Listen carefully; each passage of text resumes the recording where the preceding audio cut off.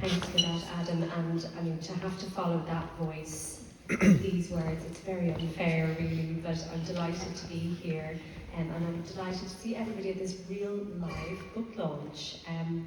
To repeat some of the beautiful words that Owen just quoted. This is what happens when we look out of the window, all of the time, everywhere, now, in Dublin. These lines form the last stanza in one of the fractured, fragmented poems in Adam Wyeth's About Blank. They caught my attention on a first read and have wormed their way into my brain since then. About Blank is a piece of writing that both defies categorization and pays homage to the great literary innovators of the 20th century and beyond. It's chimera-like, engaging in a process of making and remaking, of peeling away and collaging different viewpoints, times, experiences. It's experience without ego, with the figure of the writer guiding these drifting spheres as they pass each other in a Dublin both strange and familiar. Dublin is a major character in About Blank. Cityscapes seem to exert a strange pull on writers, I think. These flaneurs, these Joyces and Calvinos, wander the streets, it seems, in order to see the city through the eyes of passers-by.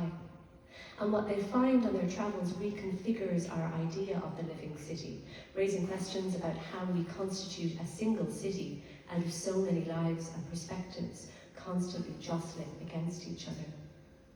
What happens when the act of looking occurs? How does this act affect the thing seen? And, to quote another of the poetic fragments, who is the one beyond the city, beyond the man and the woman divided by the city?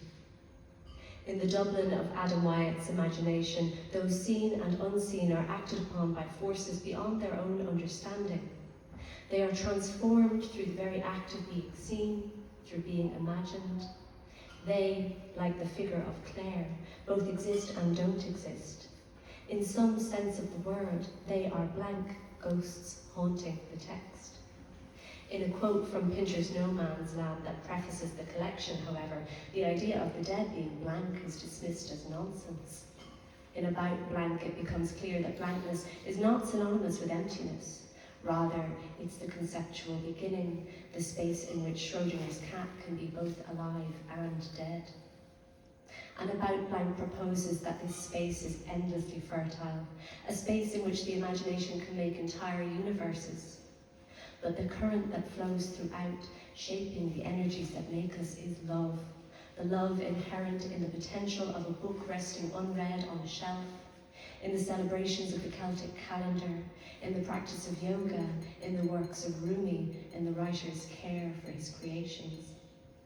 So what do we see when we gaze through the eyes of the figures which populate About Blank? We see some familiar topographies, canal banks, the seaside at Irish Town, Rathmines Town Hall, the nearby park at Grosvenor Square. We see the inside of a woman's apartment. We search for a black cat on a dark night. We try our hand at some yoga. We worry about the roses and the railings. We try and fail to become poets. We try and fail to understand the butterfly effect of a glance shared between a woman on a bus and a man walking by. And then something strange happens. As we read further, we come to realize that we're not seeing the world through the eyes of these figures at all, but rather that the world is looking through us. This, as the poem tells us, is what happens when we look out of the window all of the time, everywhere, now, in Dublin. Adam Wyeth, like Joyce, is chronicling a day in the life of a city, but the question of which day is not so simple. It's both everywhere and Dublin, both all of the time and now. And though the figure of the writer may recede behind the scenes, it's the generosity of this expansive vision that allows us to become wholly immersed in About Blank and to emerge again changed. Thank you very much.